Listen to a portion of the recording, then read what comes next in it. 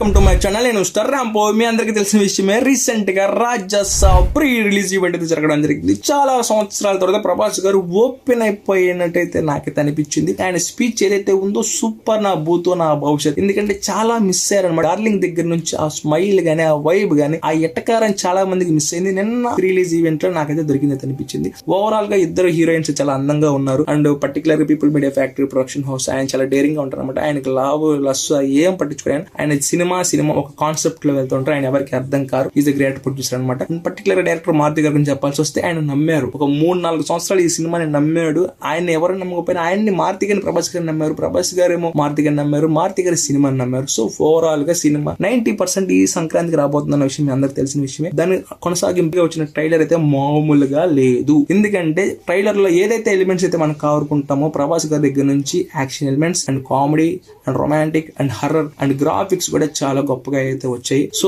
నా అభిప్రాయం ఏంటంటే ట్రైలర్ చాలా బాగుంది. సో ఖచ్చితంగా సంక్రాంతి వినర్ అయ్యే ఛాన్సెస్ ఖచ్చితంగా రాజాసాబ్ అయితే ఉన్నాయి. సో మీ అభిప్రాయం కింద కామెంట్ చేయండి. Thank you so much. Have a great day. Mister రాంపో.